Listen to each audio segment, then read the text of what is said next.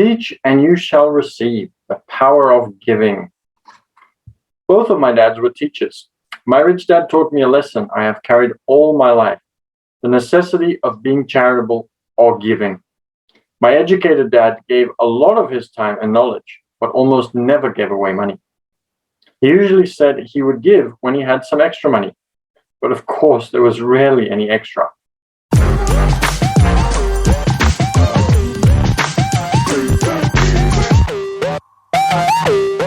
Good morning, everybody, and welcome to another Monday. Hope you are all well, and we may as well just keep this background. That's okay. Let's do something different for a change. But what we won't do different is we're going to do some reading, and we're going to be reading Rich Dad, Poor Dad. We're up to step number 10 of the 10 steps to getting started, and I'm excited. Let's get into it. And then I'll talk to you about different things that we can do to get you started or to get you doing even more. So let's get into it. Teach and you shall receive, the power of giving. Both of my dads were teachers. My rich dad taught me a lesson I have carried all my life, the necessity of being charitable or giving. My educated dad gave a lot of his time and knowledge, but almost never gave away money. He usually said he would give when he had some extra money, but of course there was rarely any extra. My rich dad gave money as well as education. He believed firmly in tithing. If you want something, you first need to give, he would always say. When he was short of money, he gave money to his church or to his favorite charity. If I could leave one single idea with you, it is that idea. Whenever you feel short or in need of something, give what you want first and it will come back in buckets. That is true for money, a smile, love, or friendship. I know it is often the last thing a person may want to do, but it has always worked for me. I trust that the principle of reciprocity is true, and I give what I want. I want money, so I give money, and it comes back in multiples. I want sales, so I help somebody else sell something, and sales come to me.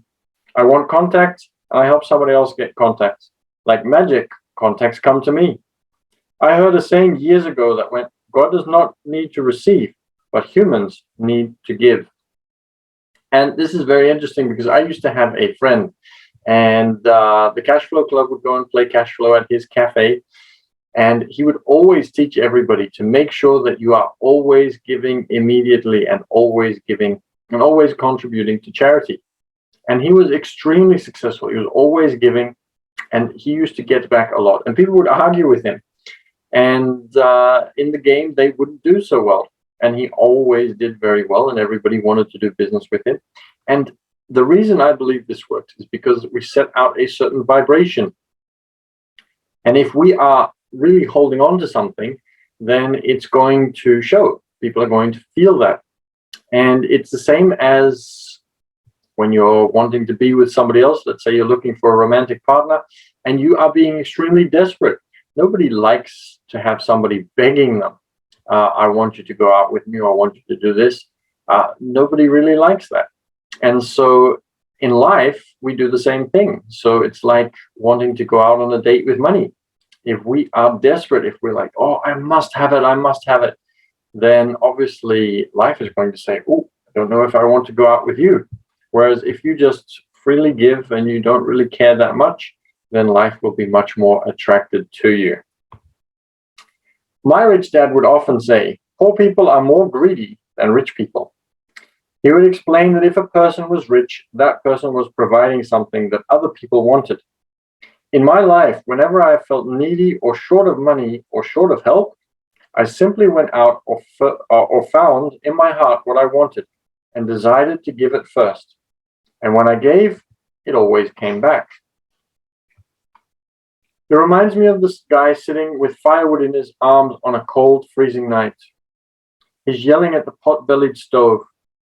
When you give me some heat, then I'll put some wood in you. And when it comes to money, love, happiness, sales, and contacts, all one needs to remember is to give first. Often just the process of thinking of what I want and how I could give that to someone else breaks free a torrent of bounty. Whenever I feel that people aren't smiling at me, I simply begin smiling and saying hello. I'm having a bit of trouble because I've got a bit of a funny lip. But anyway, I can still smile at it. I simply begin smiling and saying hello. Like magic, the next thing I know, I'm surrounded by smiling people. It is true that your world is only a mirror of you. So that's why I say, teach and you shall receive. I've found that the more I teach those who want to learn, the more I learn. If you want to learn about money, teach it to someone else. A torrent of new ideas and finer distinctions will come in. There are times when I have given and nothing has come back, or what I have received is not what I wanted. But upon closer inspection and soul searching, I was often giving to receive in those instances, instead of giving for the joy that giving itself brings.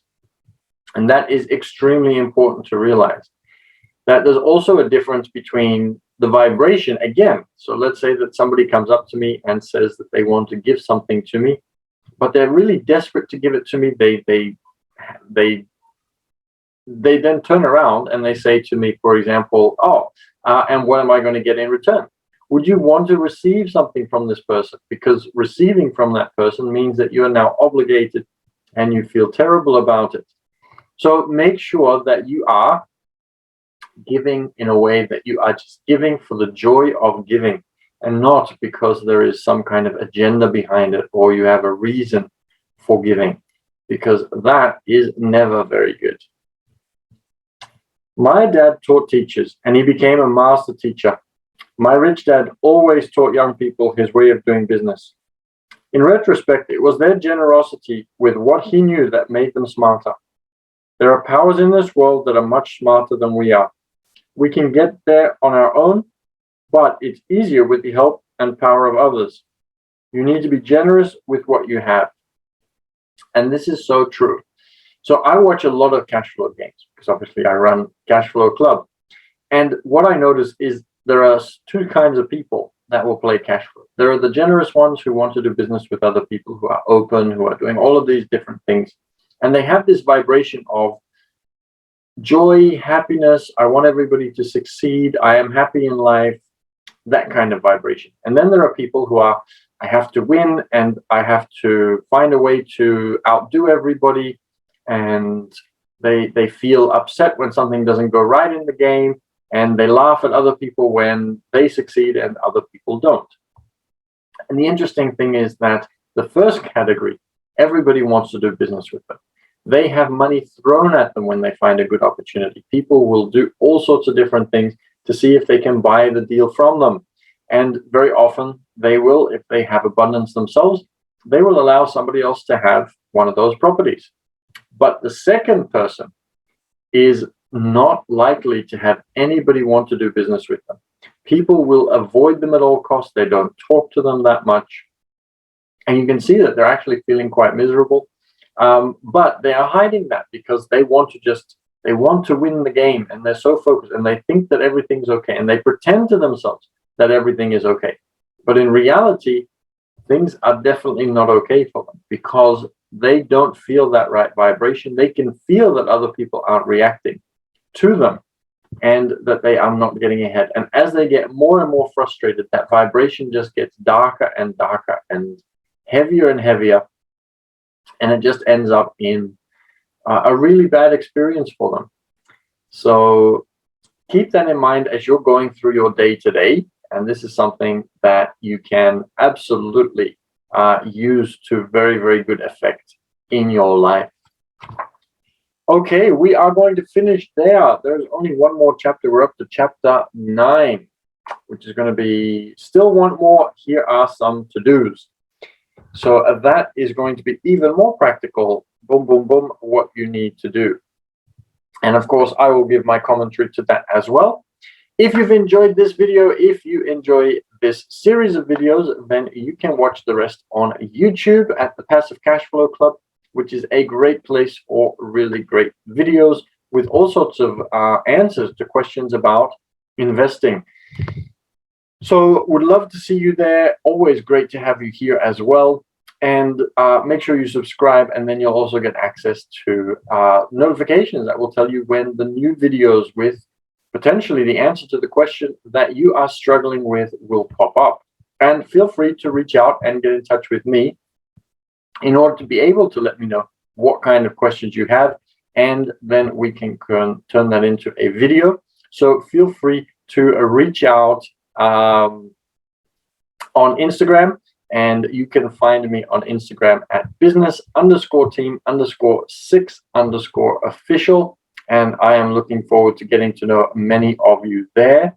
And Milana just asked a question on Zoom. I'll get back to that in just a second, and we'll go through everybody that has replied on Bigo as well. But yes, feel free to reach out on Instagram. I am looking forward to getting to know more of you. Bigo is a little bit spammy, so hard to find you. Instagram, you'll definitely be able to find me. And if you'd like to join for Cashflow, we have great Cashflow games that I can show you some really great strategies that can help you to implement the game into real life, and other strategies if you are already investing. So I would love to see you there as well. Again, reach out on Instagram, business_team_6_official, and I'll get my VA, my virtual assistant, to send you the details of the next Cashflow game. And what were we also just saying? Yes, send me your questions if you have questions around investing, and we'll quickly have a look and see what Mladen shared. And it is hidden behind the camera, so I'm just going to hold the camera like this. Mladen says, I have a problem giving because there is no one to take it. Reason for giving is help others. Why is this happening to me? A nice topic to have in the future. Why some people have problem in giving. So I usually find that there are always different charities that I can find. So that's one place that you can definitely give. So very often outside supermarkets or different other places, you'll have these little stands. A lot of people will run away from those people and not want to have anything to do with them. Obviously, you can't do everything for all of them. You have to choose which one resonates with you. But you should be able to, if you go to a shopping center, usually the slightly bigger ones, you should be able to find people who are looking for donations. Maybe it's just a question of opening up your heart to wanting to give, and then you might be able to find some more opportunities for that. Okay, so I am looking forward to either seeing your comments on the Passive Cashflow Club, and I will reach out to Mladen to see if that helped answer his question as well. That's why I'd love to get in touch with you on Instagram, because then I can also check in with you and see how you are going, and see if I've been able to answer your question, and let you know that the video with the answer to your particular question is up on YouTube. I'm going to leave you all to have a great day. I really appreciate you joining today. I am looking forward to seeing you all again very soon. And today's the first day of the week, so go out and achieve some really good things towards your goals. And I'll see you again tomorrow for another reading.